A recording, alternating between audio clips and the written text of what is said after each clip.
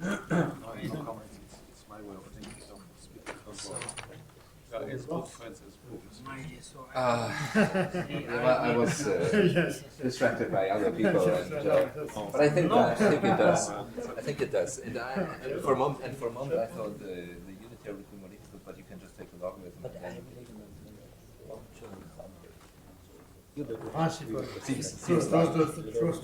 Yeah. Okay, let us start the next lecture. And the speaker is Professor Sirko from Polish Academy of Sciences, and he adds an unusual twist to our program. Many people here model real networks by quantum graphs, and he decided to do the other way around. That's a point. Okay, so I'm looking forward. Thank you very much for the introduction. I'm very glad to be here. I would like to thank the organizers for the invitation. I will talk about the simulation of quantum graphs by microwave networks, and this work was done together with my collaborators Szymon Bał, Oleg Hul, and Michał Ławniczak, and some theoretical help we really got from Petr Szeba, when it was necessary, of course. So, quantum graphs of connected one-dimensional wires were actually introduced 60 years ago, or maybe even 61 years ago, by Linus Pauling in order to describe organic molecules by free electron models. And quantum graphs can be considered as idealization of physical networks in the limit where the width of the wires are much smaller than they in length, assuming, of course, that the propagating waves remain in a single transversal mode. Among systems successfully modeled by quantum graphs, one can find, as you well know, almost everything. So, like quantum wires, optical waveguides, microwave waveguides, mesoscopic systems, and so on and so on. But it was, from my point of view, quite interesting that statistical properties of the spectra were really hardly investigated in the past, and quite recently this was actually done by Urzy Smilański and his collaborators.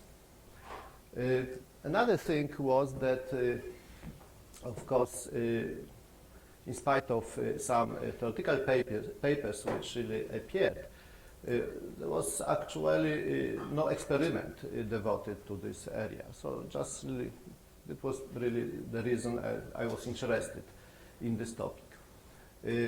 Actually, because I was always experimentalist, so the normal my situation is that I work with a bunch of cables. So I was involved in microwave ionization of hydrogen and rubidium atoms. So it was an atomic beam which really interacted with microwave field. And of course, to provide this microwave field, you needed some cables. Then I also worked with simulation of quantum billiards using microwave cavities. It's also a bunch of cables. And just looking at the cables, I just read Uzi's paper about graphs and thought, oh, actually, I don't deal with cables, I just deal with microwave graphs.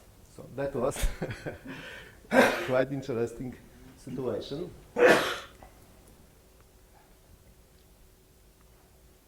Okay, so the plan of the talk will be the following. So I will describe microwave networks of coaxial cables as experimental realization of quantum graphs. I will talk about spectral statistics of microwave networks, say a few words about the length of periodic orbits in the microwave graphs, then discuss statistics of Wigner's reaction matrix K, and also describe parameter-dependent correlation functions of level velocities. Of course, it will be some conclusions. This is actually the example of a microwave graph with, well, I call it with time reversal symmetry because there is no mechanism which really allows you to, oh, sorry, I was always with that. It consists microwave cables, as you see, This is one microwave cable. This is another microwave cable.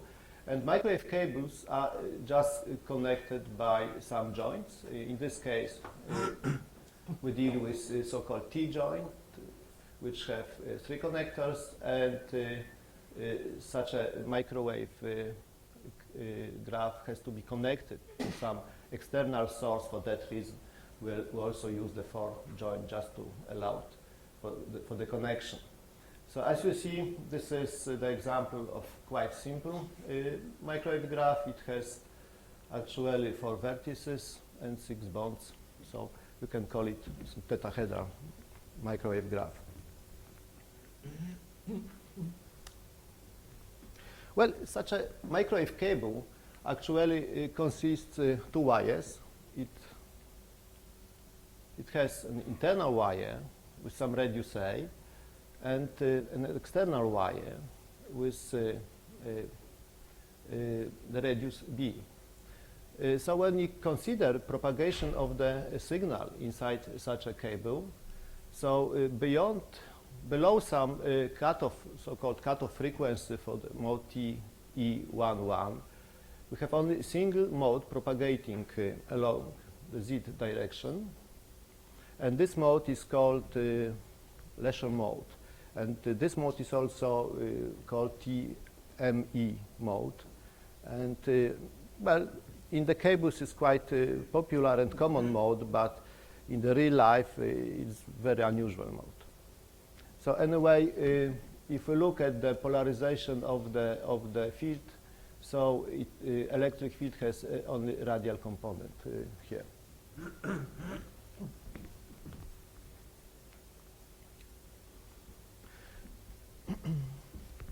If you want to find the propagation of a wave inside such a cable, which joins ith and jth vertex, we can of course well, do it in several ways which are available in the literature.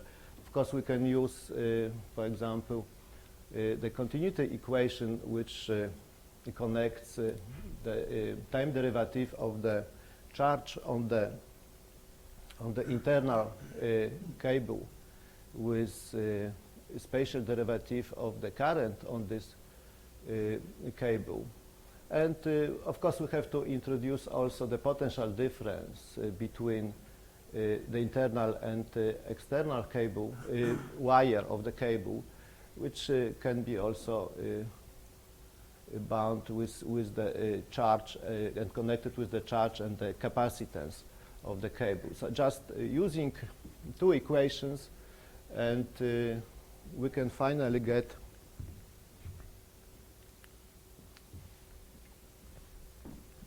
so-called telegraph equation, which is this form is just a simplified telegraph equation when we forgot about the resistance of the cables and some losses. But when you look at such a telegraph equation for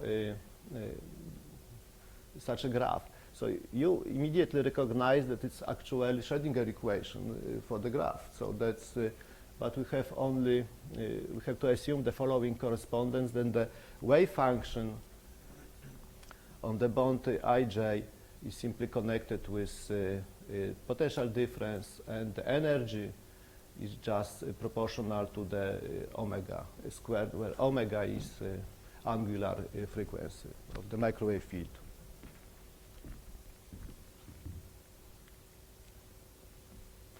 And then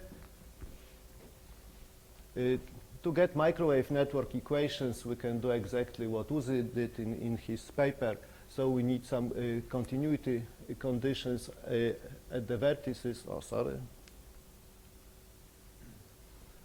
So each vertex we have a given potential phi I on vertex I and phi j on another vertex. And then we have to use the current conservation condition, which actually for the graph and this electric system means like well, the first Kirchhoff's law. So it means that the current incoming to the vertex and ongoing, the sum of those currents has to be 0 for reasonable relations. And then, of course, we have the set of the equations which can be solved. Finding this determinant and solving this determinant we have here, we get the eigenvalues for such a graph. Is exactly the same for the quantum graph. And so we can check simply our experimental results using just normal calculations, if you want. And then, okay, so if we have such a graph, so the question is, can we use it reasonable for something? It's very simple, of course, model, but still. Of course, the first thing we can really find is, for example, to check the level spacing statistics. For that, so we need to know the spectrum of such a graph. So for that reason, this graph was connected to the microwave system. So the microwave field enters to the graph, and then it reflects. And reflected power is just monitored by our setup. Well, as a result, this is the experimental run. So we see a bunch of really dips. Every time when really microwave field enters the system, the graph is stronger absorbed by the microwave cables. And then due to this absorption, we see such dips. So they are responsible for these dips are really connected with our resonances. So we just really counted the number or the positions of the resonances here, and this is something like equivalent to the eigenenergies of normal quantum graph. And then what measure we can really calculate using this? Of course, we can calculate nearest neighbor spacing distribution, and even here this is integrated. And then it's also quite interesting, this is a spectral rigidity, which is defined in such a way. So this is where n means just the staircase function for the graph.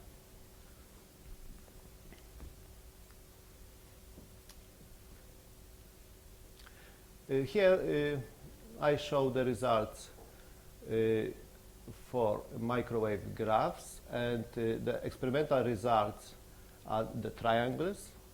The full line really shows the prediction of GOE theory, which is applicable for systems with time reversal symmetry. As you see, the agreement is really very good. And also we did some numerical simulation for the graphs with the same length of the bonds. As you see, again, is very good. And this, the dots really show the prediction of GUE. So the prediction for the systems where the time reversal symmetry is really broken. As you see, of course, there's no particular reason we're supposed to have, well, this distribution in our case. So, but you see the agreement is really excellent, so we can really very easily study such an elementary and important from many points of view phenomena like level spacing distribution. It is very nice toy model for that. And then looking at the spectral rigidity, so we have two predictions actually. So this is GOE and GOE, and so our experimental results really goes like that, and some numerics is saturated, and there are really some discrepancies between numerics and experiment. And here, of course, the problem is connected with that for level spacing distributions, this statistics is not very sensitive for missing one or two eigenvalues. However, this is a real experiment and real physical system, so the resonances have some width. So it means that from time to time they are really closely quasi-degenerated, so you cannot distinguish them. So that's, we estimate that we lost two states just for one run of a graph, and that's the reason for the discrepancy. As you see, it's also quite interesting because this could be, well, quite sensitive measure for the completeness of your spectrum when you just really calculate this measure and check, oh, okay, something doesn't work. And then it's a new phenomenon we can really investigate using microwave graphs. This is the situation which we can call time-broken reversal symmetry. There's such a device which is called Faraday polarizer or isolator. This is this small device, and it works in such a way that when wave travels from one direction, it's really fully transmitted, but if it travels from opposite direction, it's completely absorbed. So this is not exactly broken time reversal symmetry, because this is associated with some anti-unitary operator and some other stuff. However, in some way it mimics this situation. And what are consequences of that? So you can see. So when we look the integrated nearest neighbor spacing distribution, so our experiment, this is in this case this black triangles, especially close to small separations between levels, are really, well, very close to GUE prediction. So it really changes. And as you see, well, you can use such a small toy model even to see such a phenomenon like time reversal symmetry breaking. Of course, one should really maybe, well, discuss what is the meaning of this breaking, but still it's something quite interesting.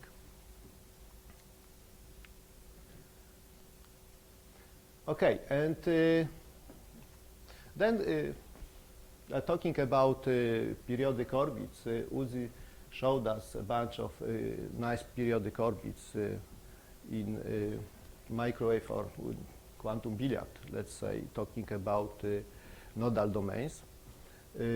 We can check whether this is a good really analog of quantum billiard, just calculating periodic orbits in the system. So we measure the eigenfrequencies, then we calculate oscillating part of a density matrix, and then make a Fourier transform of that, and as a result, we're supposed to get periodic orbits.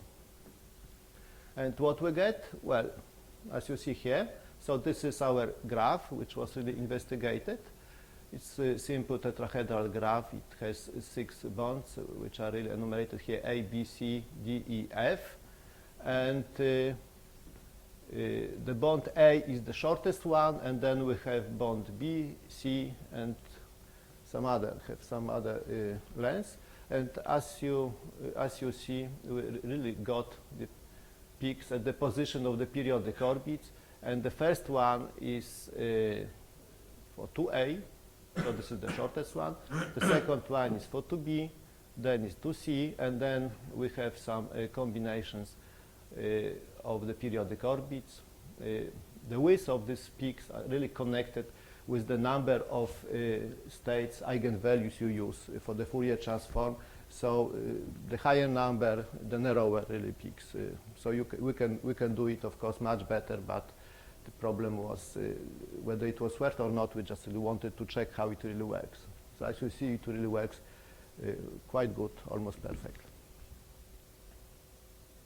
Okay, so that was statistics, and then there is something which is interesting not only for us, but also for some community from solid state. This is so-called, well, local density state distribution. And actually, it's very difficult to measure it experimentally. However, this local density could be connected with so-called Wigner's reaction matrix K, and actually with imaginary part, with the distribution of imaginary part of this Wigner's reaction matrix K. And well, using the graphs or some other systems, we have an opportunity, microwave systems, we can have opportunity really to measure this Wigner's reaction matrix because it's really connected with the scattering matrix. And the situation here is even, well, the most trivial you could have, because actually we have one channel scattering matrix here, so it means that we have, well, our system connected to the microwave source, and it means that the scattering matrix, this is actually a complex number. This is it's just the number, but it's a complex number. It's nothing else. It's not even the matrix. It's just coefficient. So we can really measure this quite simply, and of course this matrix S could be parameterized by the reflection coefficient and some phase. And from the measurement of S, we can really find the distribution of the K matrix. Of course, the life is not very simple. It's not always very simple. So talking about some predictions which are really devoted to Wigner's reaction matrix, people are really basically talking about the interaction with the system. So, and when you connect your microwave system to the source, of course, when the wave travels, the first really encounters the beginning of the system when it really scatters back. So you have so-called direct processes, which are really here quite important. So you have to really subtract the direct process from indirect, which are important from for Wigner's reaction matrix. So we do this in this way, that we just simply measure the contribution of the direct processes, just averaging the scattering matrix, and then we really can make such a following parameterization, which really allows us to calculate S matrix, S not matrix, which is in this case without direct processes. And this really matrix can be used, in fact, to calculate Wigner's reaction matrix, and then to get some information about the distribution. If it concerns the prediction, the distribution of the imaginary part of the Wigner's reaction matrix and the real part are really given by some formulas, which are really calculated by Fyodorov, Savin, that they will even improve those formulas slightly now. But the most important thing is that everywhere here we have some parameters or alpha or A or so, which really depend on the absorption strength. This is this gamma. When we have in our system absorption, of course it's quite difficult to identify the resonances, because just, well, the resonances are blurred completely. So we have to find some other way how to estimate the absorption strength. And of course, previously, when I really talked about level spacing statistics, our aim was not to have absorption or strong absorption in the graph. And now we add the absorption to the graph, just inserting some attenuators. There are some small devices which are really designed just for attenuation of the signal. So then we really force this graph to be lossy. And so we need to know what is really the absorption strength, because our really spectra are very, very broad. So for that reason, we actually we measure the reflection coefficient, real reflection coefficient, and adjust this reflection coefficient to the theoretical prediction, where we simply fit this gamma. So we really change this gamma until we get the agreement between theoretical and experimental coefficient, and this way we really find gamma and use this gamma then just to show the distribution in the function of gamma. Okay, so how to measure this? We do this as always. So we simply connect our microwave graph and in this to the system, to the microwave system, and vector network analyzer in this case, because what is in this case important, we have to measure not only the amplitude but also the phase of the scattered system.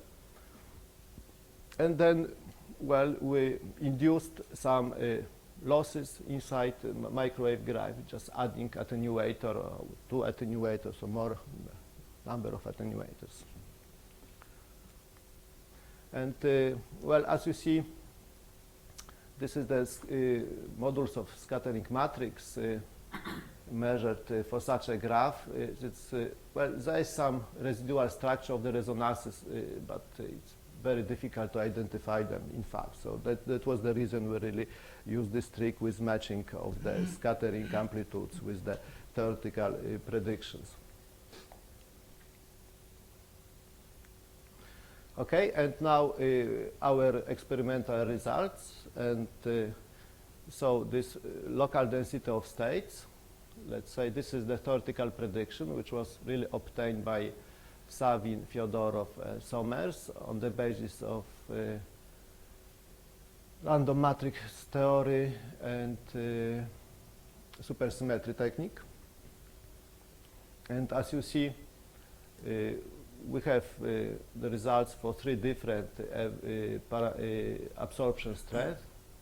And well, in the most cases, as you see, well, we have quite good agreement. Not really perfect agreement. For example, here for the smallest gamma, so this is gamma is about 3.8, so we have some discrepancies. However, for bigger gammas, for stronger absorption in the graph, we have much better agreement. So as you see, well, we can really test quite important really predictions of solid state community just using such a simple system like graph. And this is the distribution of the real part of the K matrix, which actually has no physical meaning for some reason. But from the microwave point of view, it is actually connected with reactance. So that's really, this is not the quantity which is important for physics, for solid states. However, you can measure it additionally. And as you see, we have also quite good agreement with the experimental, with the theoretical predictions. So our experiment is also very close to the predicted results. Okay. And then maybe we go to something we are actually planning to do now. So it's connected with universalities in the spectra of chaotic systems. So we simply consider the situation when a Hamiltonian depends on an external parameter x. And if the Hamiltonian depends, of course, eigenvalues of the Hamiltonian also depend on the external parameter x. And so what to do with that? Well, first, of course, this was done by Altschuler and his collaborators. They really used such a concept of generalized conductance of the system, where this is the derivative with respect to x of the energy, and using this generalized conductance,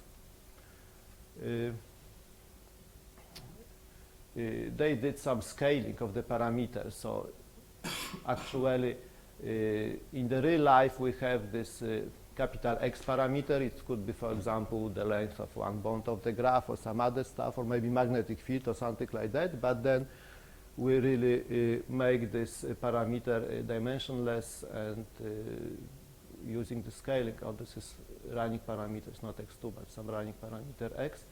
And we also have to rescale the energies from the natural energies to rescale energies. We can do it just really dividing by the average distance of the eigen energies. So defining in this way, here this is the rescaled energy, here this is rescaled parameter. So Altschuler introduced two correlation functions of level velocities. So one correlation function Cx and another one, both of them have slightly different meaning because the first one simply correlates velocities along the same eigenvalue and then averages some bunch of eigenenergies. And this one allows for correlating velocities between different eigenstates. So you take this eigenenergy and shift it by the parameter of x, but shift it and you can use another velocity from another eigenvalue. So that's the distance in the eigenvalue is omega here. So we can really, this is quite, so Altschuler really claims that the distribution, the shape of such correlation functions supposed to be universal for chaotic systems, and it should be different for GOE systems and different for GUE systems. So we actually tested this prediction using microwave cavities, which simulated quantum billiards. And so the literature is quite large concerning these correlation functions, but it's always the same situation that there are some discrepancies between real systems and theoretical predictions, always. I never found perfect measurement.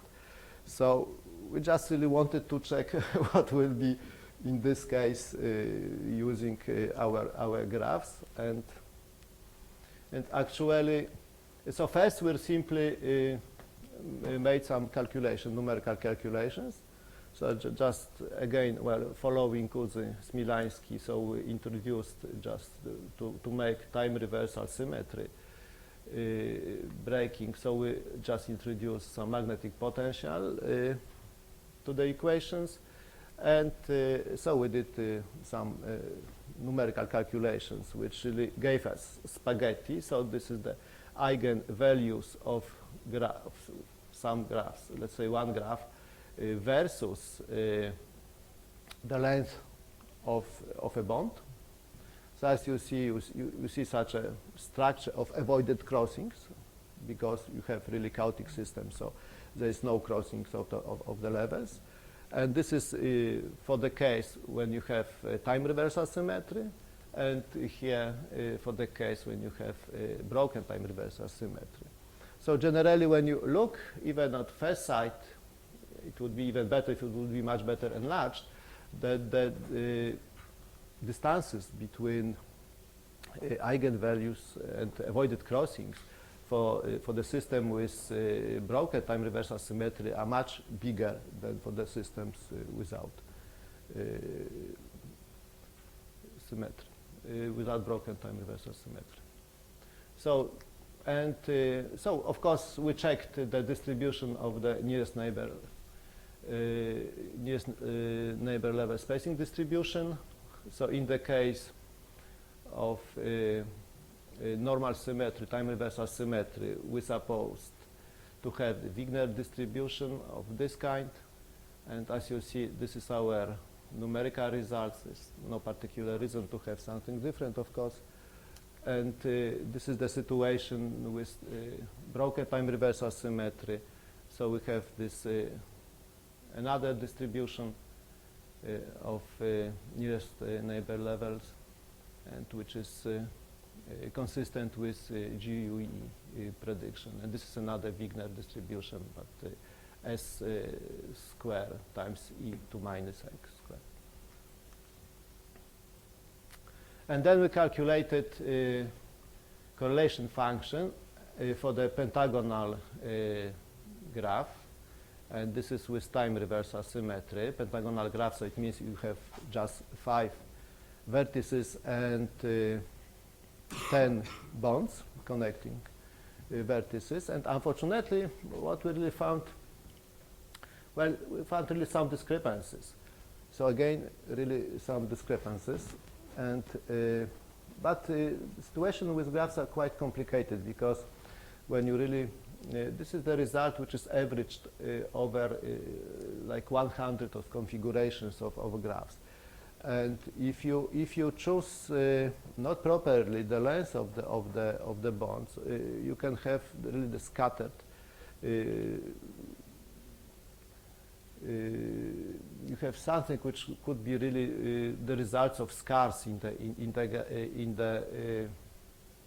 the graph. So you can get some structures which are imposed here on the eigenvalues.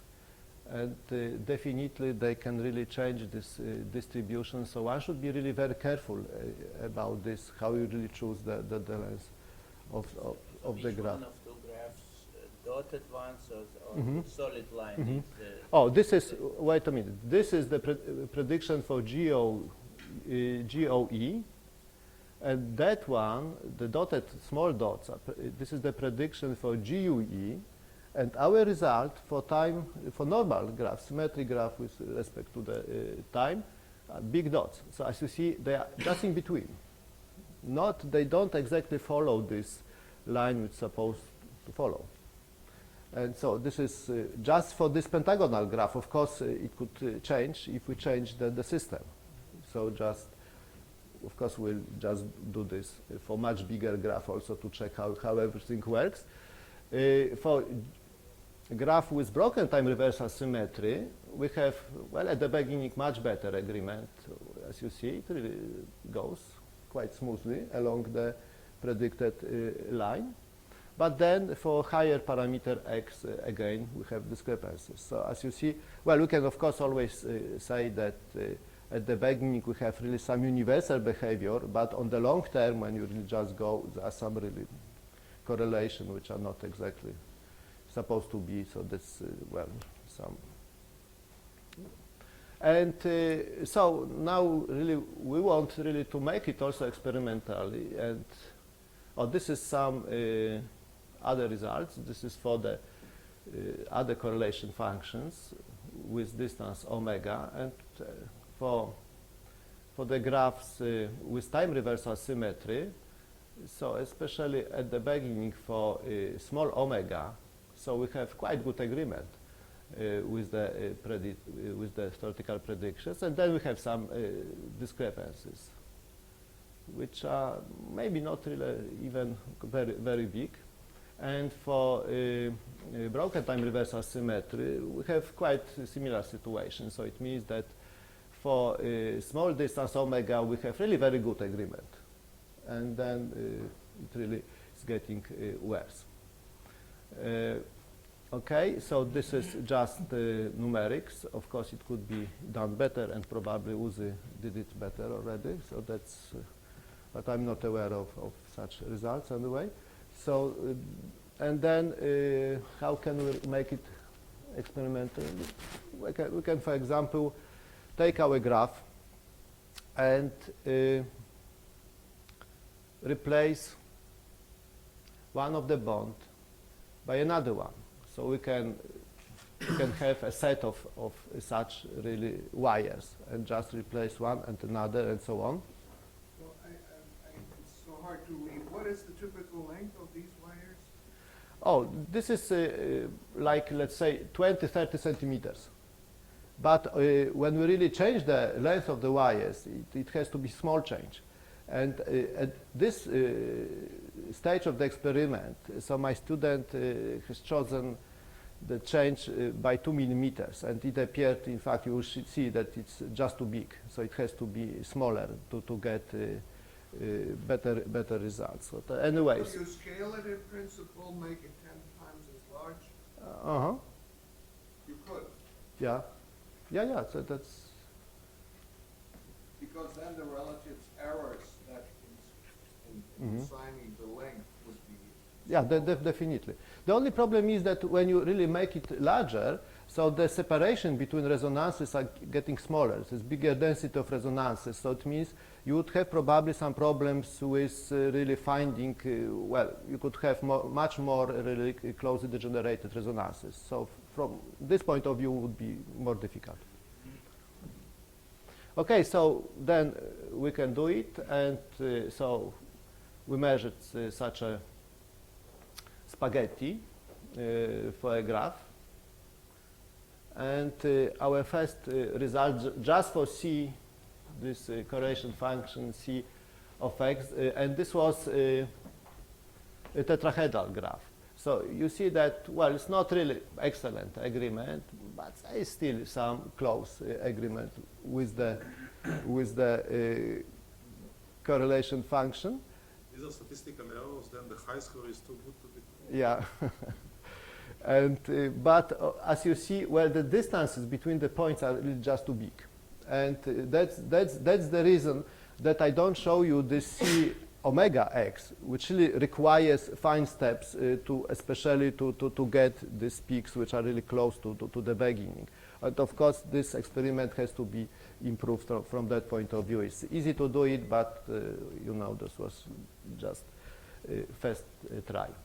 Okay, so that's, I'm really close to the end.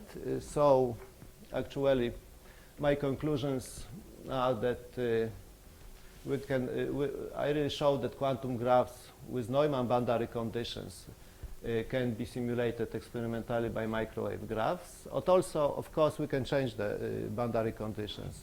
Dirichlet boundary conditions is also not the problem, but then we have the union of separated cables, so it's not very important for us and not very interesting. That bidirectional microwave graphs can simulate quantum graphs with time reversal symmetry, and we can also make directional graphs using Faraday isolators, and then we have such a phenomenon which really looks like well, result of time reversal symmetry, that time reversal symmetry is broken, which is also very, very interesting. What is also interesting and important, that we can really measure the distributions of imaginary and real parts of Wigner's reaction matrix, and we can compare the distribution with the prediction of the theory, and it seems to be that the agreement is really quite good. And finally, we can also measure the correlation function of level velocity, which is another quite important characteristic of chaotic systems. And everything this we can do with those simple models. So thank you very much.